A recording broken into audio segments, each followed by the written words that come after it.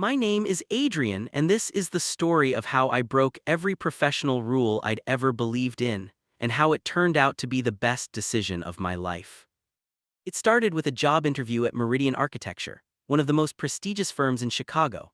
I was 25, fresh out of graduate school with a master's in architecture, and desperately in need of a job that would pay off my student loans and launch my career. Meridian was a long shot; they rarely hired people straight out of school, but I'd spent 3 days perfecting my portfolio and practicing my interview answers. The receptionist led me to a glass-walled conference room on the 20th floor. "Mr. Chen will be with you shortly," she said with a smile. I sat down, spreading out my portfolio, trying to calm my nerves. Through the glass walls, I could see the bustling office, architects hunched over drafting tables, computer screens glowing with 3D models, people moving with purpose. Then the door opened, and my world tilted on its axis. He was tall, probably 6'1", with dark hair perfectly styled, sharp cheekbones, and eyes that were simultaneously warm and intimidating. He wore a tailored navy suit that probably cost more than my entire wardrobe, and when he smiled, I forgot how to breathe. "Adrian Tours," he extended his hand. "I'm Daniel Chen, senior partner, thanks for coming in." I shook his hand, trying to ignore the jolt of electricity I felt at the contact. "Thank you for the opportunity, Mr. Chen." "Please, call me Daniel." He sat across from me, opening a folder. "I've reviewed your application, impressive work. Your thesis project on sustainable urban housing was particularly interesting." For the next hour, we discussed architecture, design philosophy, and my vision for the field. Daniel was brilliant, asking questions that pushed me to think deeper, offering insights that challenged my assumptions. I forgot to be nervous. I forgot this was an interview. We were just two people who loved architecture talking about what we could build together. "I have to be honest," Daniel said as the interview wound down. "We usually don't hire people without industry experience, but your portfolio is exceptional and I think you'd bring fresh perspective to our team." He paused. "How soon could you start?" I blinked. "Are you offering me the job?"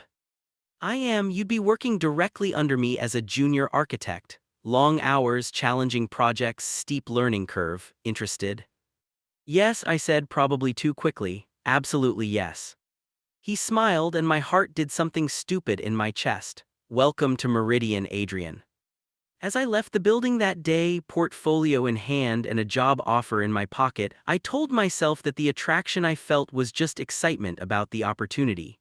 Daniel was my boss, my straight, successful, completely unattainable boss. I would get over it, I had to. I was lying to myself even then. My first day at Meridian was overwhelming. The office was state-of-the-art, the projects were massive, and everyone seemed to know exactly what they were doing except me. I was assigned a desk in the open-plan area, close enough to Daniel's glass-walled office that I could see him whenever I looked up. Which I did, a lot more than I should have. Daniel was an incredible boss. He was demanding but fair, pushing me to do my best work while providing the guidance I needed. He'd stop by my desk several times a day to check on my progress, offer suggestions, or simply ask how I was settling in. "How's the Morrison project coming?" he asked one afternoon about 2 weeks in. "Good, I think. I'm working on the elevation drawings now." "Can I see?" I pulled up the files on my computer and he leaned over my shoulder to look at the screen. He smelled amazing, some subtle cologne mixed with coffee and something uniquely him. I tried to focus on the drawings and not on how close he was standing. "This is excellent work," he said, "but I think you could push the facade treatment further. What if you incorporated more vertical elements here?" He pointed at the screen, his hand brushing against mine on the mouse. I swallowed hard. "Yeah, that could work, I'll revise it." "Great, and Adrian?" He straightened up and I could breathe again. "You're doing really well, I'm glad I hired you." After he walked away, my colleague Marcus leaned over from the next desk. "You okay? You look flushed." "I'm fine," I lied, "just warm in here." Marcus raised an eyebrow but didn't push. Marcus was the first friend I'd made at Meridian, a fellow architect about my age who'd been with the firm for 2 years. We'd bonded over lunch in the break room, commiserating about the demanding hours and the pressure of working at such a prestigious firm. "So what do you think of Daniel?" Marcus asked casually one day. "He's a great boss," I said carefully. "Really talented. Why?" Just wondering, he's pretty hands-on with you, spends a lot of time at your desk. I'm new, he's making sure I'm doing things right. Sure, Marcus said, but something in his tone suggested he saw more than I wanted him to. The truth was, I was falling for Daniel more every day. It wasn't just his looks, though he was undeniably attractive. It was the way his face lit up when talking about a design concept, the passion in his voice during client presentations, the patience he showed when teaching me new software, the dry sense of humor that emerged during late-night work sessions. I learned that he was 34, had founded Meridian with two partners 7 years ago, and had been named one of Chicago's 40 under 40 rising stars in business. He was brilliant, successful, and completely dedicated to his work. He was also, as far as I could tell, straight. He never mentioned a girlfriend, but that didn't mean anything. A man like Daniel could have anyone he wanted. Someone who definitely wasn't his 25-year-old employee. Architecture is an industry of deadlines, and at Meridian those deadlines were sacred, which meant late nights at the office were common, especially when a big presentation was approaching. 2 months into the job, we were preparing a pitch for a major mixed-use development, the kind of project that could make or break a firm. The entire team was working overtime, but Daniel and I seemed to be the last ones standing most nights. "You should go home," Daniel said one evening around 10 p.m. "You've been here since 7 this morning." "So have you," I pointed out. "I'm a partner, it's expected, you're still learning, you need rest." "I'm fine, besides I want to finish these renderings." He studied me for a moment, then nodded. "All right, but I'm ordering dinner, what do you want?" We fell into a routine. On late nights, Daniel would order food, always asking what I wanted, always insisting on paying. We'd eat in his office, taking a break from the screens, and talk. At first, we talked about work, but gradually the conversations became more personal. I learned that he'd grown up in San Francisco, the son of immigrants who'd built a successful restaurant, that he'd put himself through architecture school while working at his parents' restaurant, that he'd almost quit after his first year because he wasn't sure he was good enough. "You," I said, incredulous, "you thought about quitting, you're one of the most talented architects in Chicago." He smiled. "I wasn't always, I struggled, made mistakes, had designs rejected. But I had a mentor who believed in me, pushed me to keep going. That's partly why I hired you. I saw that same drive, that same passion. I wanted to pay it forward." "Well, thank you, this job has already exceeded all my expectations. Even the late nights." "Especially the late nights," I said, then immediately regretted it because it sounded way too sincere. Daniel looked at me for a long moment, an expression on his face I couldn't quite read. Then his phone buzzed with a message, breaking the moment. "Renderings are done rendering," I said quickly, standing up. "I should check them." As I left his office, my heart was pounding. Had that been a moment? Had I imagined the way he'd looked at me? Was I just projecting my feelings onto innocent interactions? I had to be more careful. I couldn't let my crush on my boss ruin the best opportunity I'd ever had. 3 months into the job, Marcus invited me out for drinks after work. We went to a gay bar in Boystown. Marcus had casually mentioned his boyfriend a few weeks earlier, and I'd been relieved to find another queer person at the firm. "So," Marcus said after we'd gotten our drinks and found a table, "are you going to tell me about your massive crush on Daniel, or are we going to keep pretending I haven't noticed?" I nearly choked on my beer. I'm not. "Adrian, please, you stare at him constantly. You light up whenever he comes to your desk. You stay late hopping to spend more time with him. It's obvious." I slumped in my seat. "Is it that obvious?" "To me, yes. To Daniel, I don't know, probably not. He's pretty focused on work." "Great, so I'm pinning after my straight boss like a cliché." "Who said he was straight?" I looked up sharply. "What?" Marcus shrugged. "Daniel's pretty private about his personal life, but he's not straight. I've seen him at Pride, heard him mention an ex-boyfriend once." My world tilted. Daniel is gay. Bi, I think, or pan, he's never labeled it specifically, but yeah, definitely not straight. Oh God, I put my head in my hands. This is worse. Before I could at least tell myself it was impossible, now I have to actively resist the temptation. "Why resist?" Marcus asked. Look, I'm not saying you should hit on your boss, that's a bad idea for obvious reasons, but if there's genuine mutual interest and you handle it professionally. There's no mutual interest, I said firmly. He's my boss, he's successful and established and could have anyone, why would he be interested in me? Because you're smart, talented, passionate about architecture and let's be honest, hot. Adrian, you're a catch, don't sell yourself short. I wanted to believe him, but the risk was too high. If I made a move and was wrong, I'd lose my job, my reputation, everything I'd worked for. So I resolved to keep my feelings to myself and focus on being the best architect I could be. That resolution lasted about 2 weeks. I need you to come to New York with me, Daniel said one morning, stopping by my desk. New York. We're presenting the mixed-use development to the client there. It's your work too, you should be part of the presentation. We'll leave Sunday night, present Monday morning, fly back Monday evening. Can you make that work? Yes, absolutely. Great, book your flight and hotel, we'll coordinate details later. A business trip with Daniel in New York for a night. I tried not to read too much into it. This was professional, an opportunity to present my work to a major client. The fact that I'd be traveling with the man I was hopelessly attracted to was just an unfortunate complication.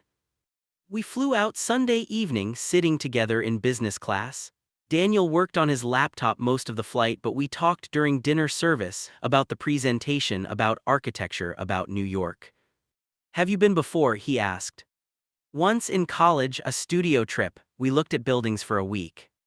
Did you love it? I loved the architecture, the energy of the city, but I was broke and stayed in a hostel, so the experience was less glamorous than this. I gestured at the business class cabin. He smiled. Well, hopefully this trip will be more comfortable, though we'll be working most of the time. The hotel was in Midtown, a sleek, modern place with floor-to-ceiling windows and contemporary design. I checked in, got my key, and headed to my room. Then my phone buzzed with a text from Daniel. Room 2847, want to run through the presentation one more time? I can order room service. I stared at the message. He wanted me to come to his room at 9 p.m. in New York. This was fine, this was professional. We were colleagues running through a presentation. I texted back, sure, give me 10 minutes. Daniel's room was bigger than mine, a suite with a living area and a view of the city. He'd changed out of his suit into jeans and a casual button-down, looking more relaxed than I'd ever seen him at the office. Come in, he said. I ordered some appetizers, hope you're hungry. We spent 2 hours going through the presentation, refining our talking points, anticipating client questions. But around 11 p.m., after we'd gone through everything twice, the conversation drifted. Can I ask you something personal? Daniel said, pouring us both glasses of wine from the minibar. My heart rate spiked, sure. Why architecture? You could have done anything with your talents, why this specific field? I thought about it, because architecture is about creating spaces where people live their lives. Every building we design affects how people work, sleep, gather, connect. That feels important, like we're shaping the world in small but meaningful ways. That's a good answer, he said softly. It's why I went into it too, I wanted to make things that mattered. You have, I said. The community center you designed in Pilsen, I studied that in school. It's brilliant. The way you integrated the space with the neighborhood made it accessible and welcoming while still being architecturally interesting. You studied my work, he looked genuinely surprised. Of course, you're Daniel Chen. Before I interviewed at Meridian, I spent weeks researching your projects, reading your interviews. You're kind of a legend in the architecture school circuit. He laughed. I'm 34, I'm too young to be a legend. Tell that to my professors, they talked about you like you were the next Frank Lloyd Wright. Now you're just flattering me. I'm serious, you're incredibly talented. It's part of why I wanted this job so badly, to learn from you. Something shifted in his expression. Is that the only reason? The air between us suddenly felt charged. What do you mean? Adrian, he set down his wine glass. I need to tell you something, and I need you to understand that I'm not saying it as your boss. I'm saying it as someone who's been trying and failing to maintain professional boundaries. My heart was pounding so hard I could hear it in my ears. Daniel. Let me finish, because if I don't say this now, I never will. He took a breath. I'm attracted to you, I have been since your interview, and I know that's completely inappropriate. You're my employee, you're younger than me, and I'm in a position of power. But I can't stop thinking about you. The late nights at the office, the conversations, the way you light up when talking about design, it's killing me. I couldn't breathe, couldn't think. Daniel Chen, my boss, my mentor, the man I'd been pinning after for 3 months, had just confessed he was attracted to me.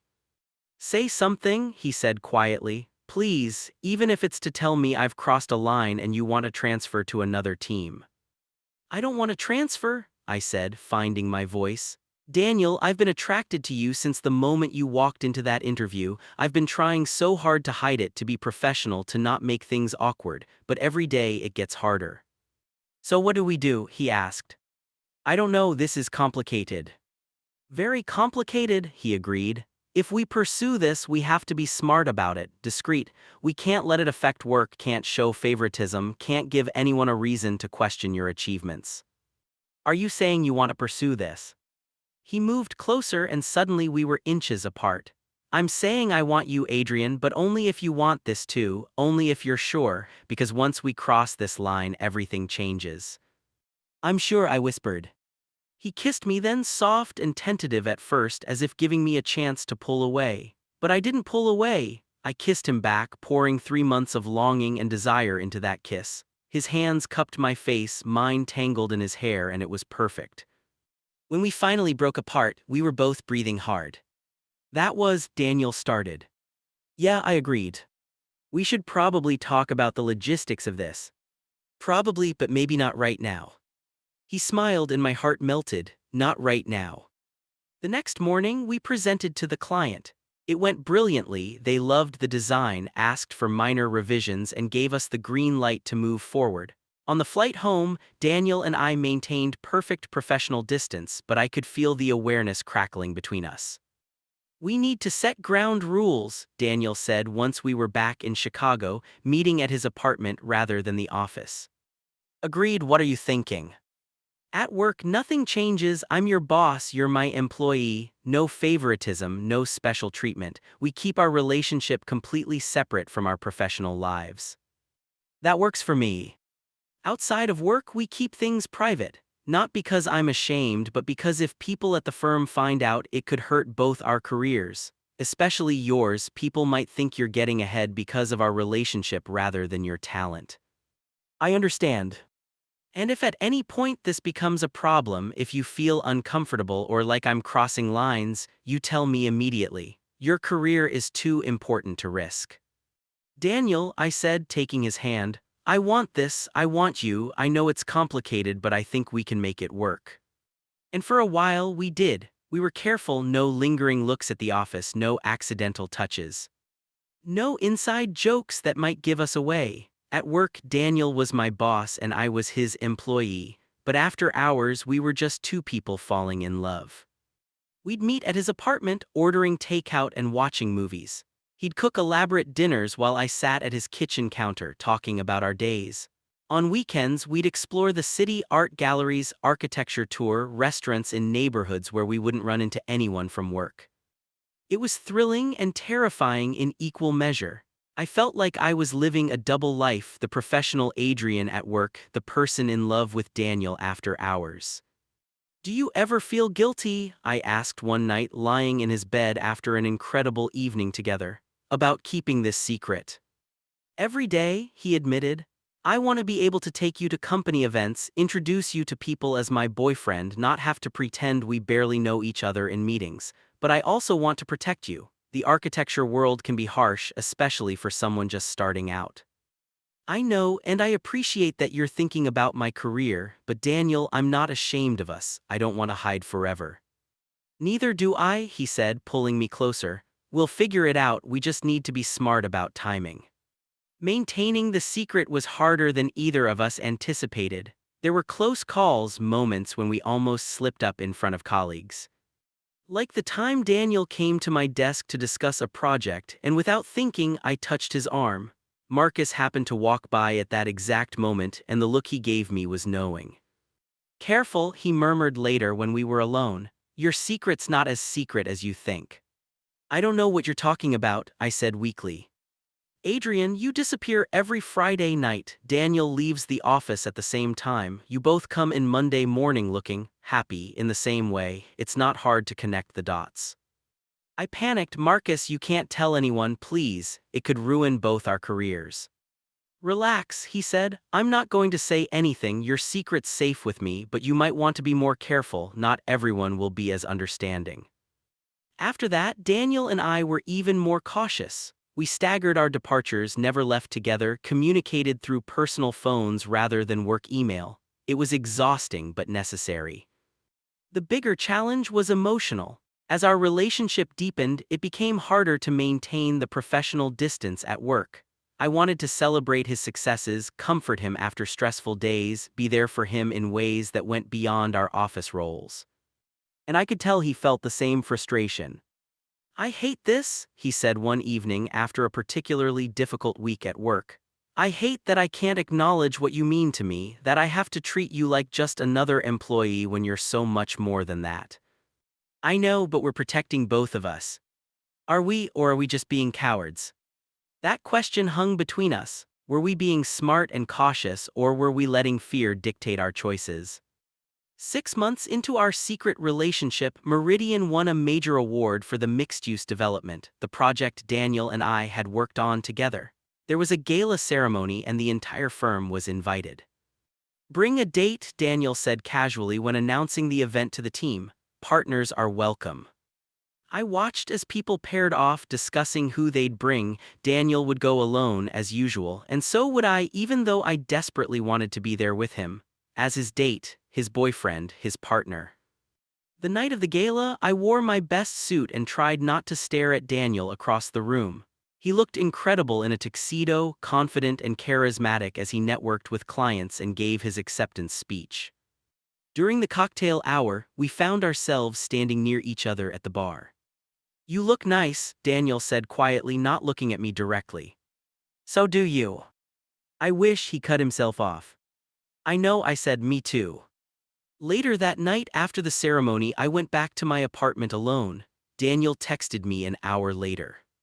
Can I come over? Of course. When he arrived, he looked stressed. I can't do this anymore. My stomach dropped. What do you mean? I mean, I'm tired of pretending, I'm tired of sneaking around, I'm tired of not being able to be with you publicly. He took my hands. Adrian, I love you, I'm in love with you, and I don't want to hide that anymore. I love you too, I said, my voice shaking. But Daniel, your career will survive? Yes, there will be gossip. Yes, some people will be judgmental, but I've built Meridian from nothing, I've proven myself. And more importantly, I've realized that keeping you secret is hurting us more than any professional fallout could. What are you suggesting? I'm suggesting we tell people, not dramatically, we don't need to make some big announcement, but we stop hiding, we acknowledge our relationship, deal with whatever consequences come. You're sure about this? I've never been more sure of anything, he kissed me softly. You're worth more than any job, any reputation, you're worth everything. We decided to tell Daniel's partners first. They deserved to know, and we needed their support if this was going to work. Daniel scheduled a meeting with them, Sarah and James, the two people he'd founded Meridian with 7 years ago. I was nervous, but Daniel squeezed my hand reassuringly before we walked into the conference room. So, Daniel began once we were all seated. I need to tell you something. Adrian and I are in a relationship. We have been for 6 months. Sarah's eyebrows rose. James leaned back in his chair, processing. 6 months, Sarah said finally, and you're just telling us now. We wanted to keep it private, but we've realized that's not sustainable long-term. Does this create a conflict of interest? James asked, ever the pragmatist. Adrian reports to you, Daniel. We've been careful to keep our relationship separate from work, I said. But to avoid any appearance of impropriety, I'd be willing to transfer to another team, report to Sarah or James instead of Daniel. Sarah and James exchanged looks, then Sarah spoke. I appreciate the offer, Adrian, but I don't think that's necessary. You've proven yourself over the past 6 months. Your work speaks for itself. No one could reasonably claim you got ahead because of your relationship with Daniel. She looked at Daniel. That said, we need to be careful about optics. Make sure there's no favoritism, document everything, maybe have HR create some guidelines. Agreed, Daniel said.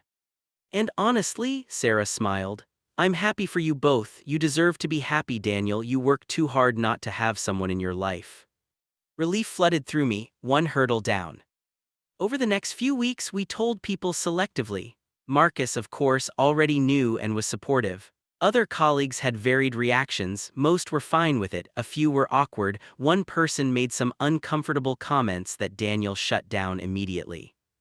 The biggest surprise was how little drama there actually was. People gossiped for a week or two and then, life went on. We were just another couple navigating our relationship and careers like everyone else.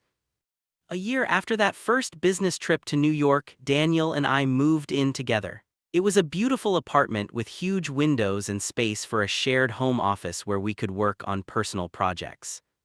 Work remained fulfilling. I was promoted to senior architect working on increasingly complex projects. Daniel was as brilliant and demanding as ever, but now I could kiss him when he was being particularly stubborn about a design detail. You're infuriating, I said one evening when we were arguing about a facade treatment for a new project. You love me, he countered. Unfortunately, I said, but I was smiling. He pulled me close, unfortunately. Fortunately, definitely fortunately. We still kept some boundaries at work. We didn't flaunt our relationship, didn't make colleagues uncomfortable. But we also didn't hide. When Daniel's work was featured in Architectural Digest, I was there at the photo shoot as his boyfriend. When I won a Young Architects Award, he was in the audience beaming with pride. Life wasn't perfect. We still had challenges, the demanding hours of architecture, the pressure of working in the same field, the occasional person who had a problem with our relationship, but we faced it together.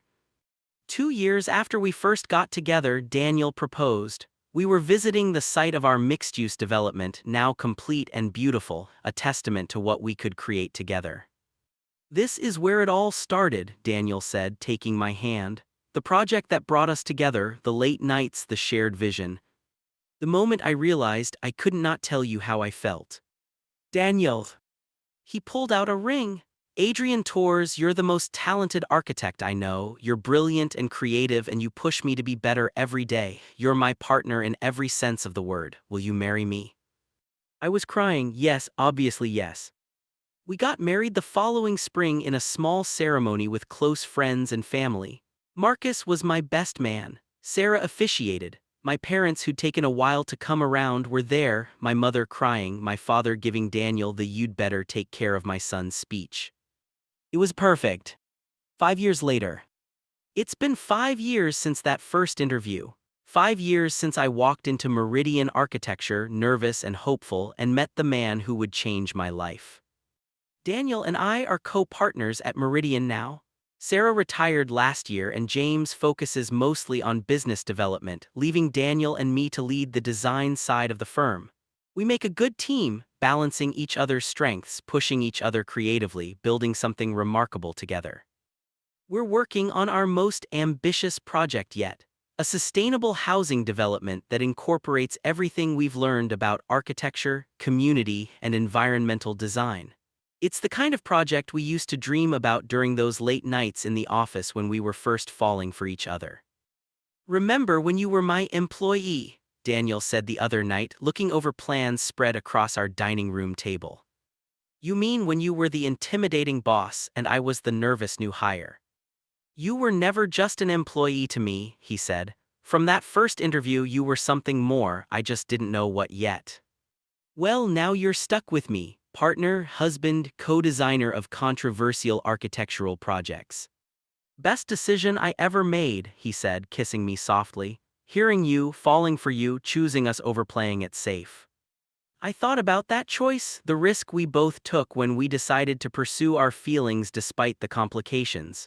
It hadn't been easy. There had been challenges, uncomfortable conversations, moments of doubt. But it had been worth it, so completely worth it. I love you, I said. I love you too, Daniel replied, though I still think your facade treatment needs work. I laughed, you're impossible. You love it. I do, I admitted, I really do. People still ask us sometimes what it's like working with your spouse, navigating both a professional and personal relationship. And we tell them the truth. It's complicated, challenging, and requires constant communication. But it's also incredible building a life and a career with someone who understands your passion, shares your vision, and makes you better at everything you do.